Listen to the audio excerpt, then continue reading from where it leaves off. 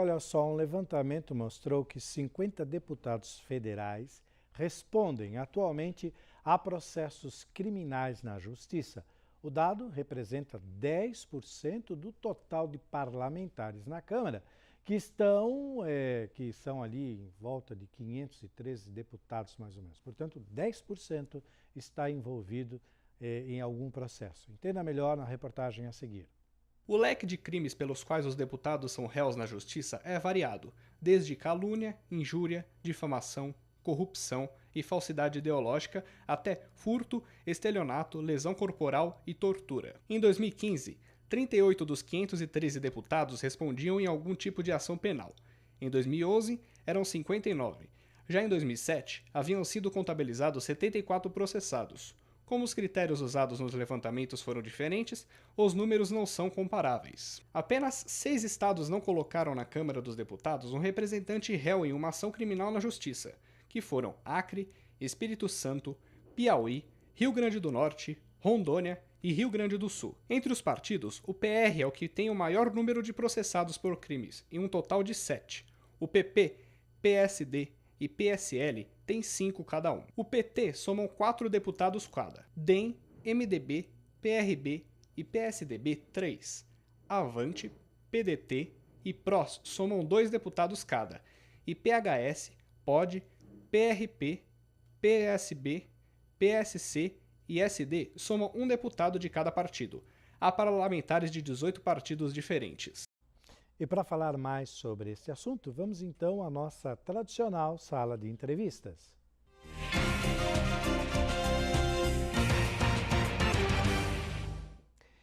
Hoje é segunda-feira e é dia que nós recebemos o advogado Dr. Antônio Carlos Gogoni com sua cadeira cativa. Gogoni, boa noite, bem-vindo a mais uma edição do J+. Muito obrigado, Gil.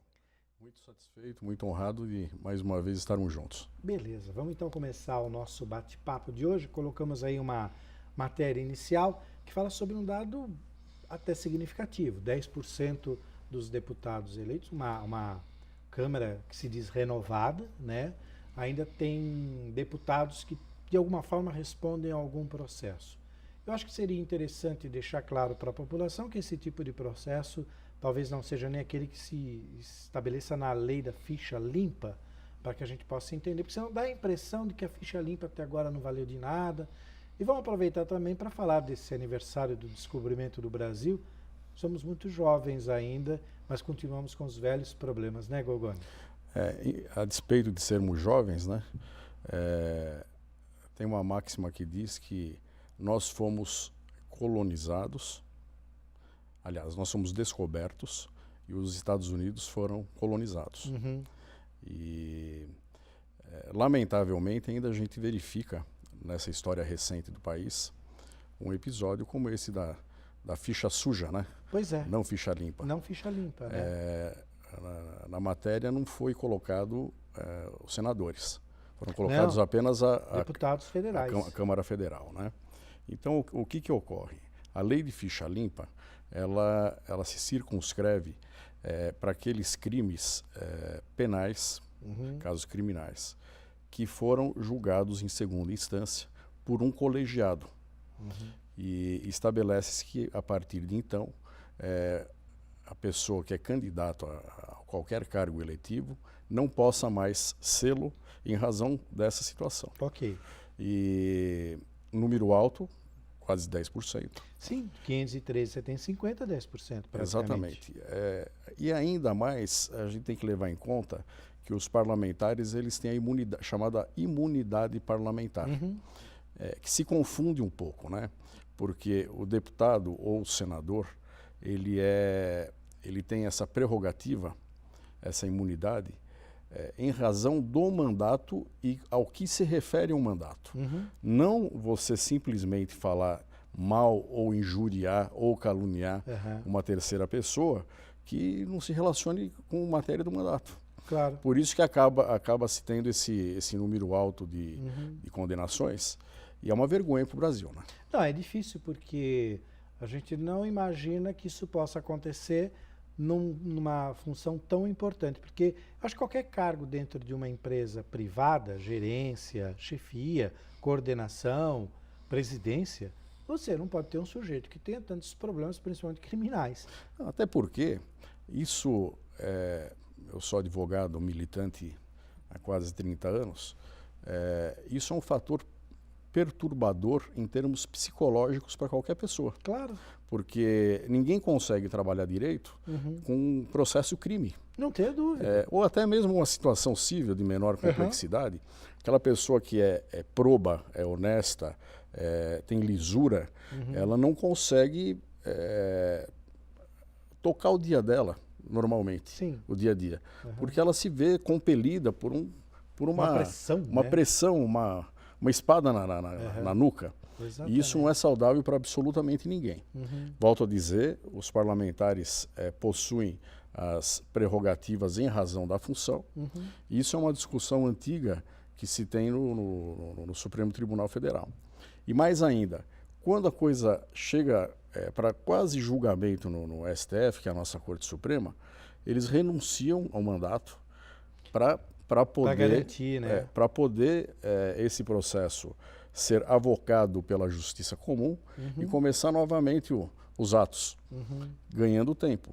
Esse é um caso típico do ex-governador de Minas Gerais, o Eduardo Azeredo, que deixou, e até o máximo, quando ele viu que não daria mais, ele renunciou ao mandato de parlamentar, mas acabou indo para a cadeia. Sim. Você é muito mais conhecedor do assunto do que eu, pode me corrigir se eu estiver errado.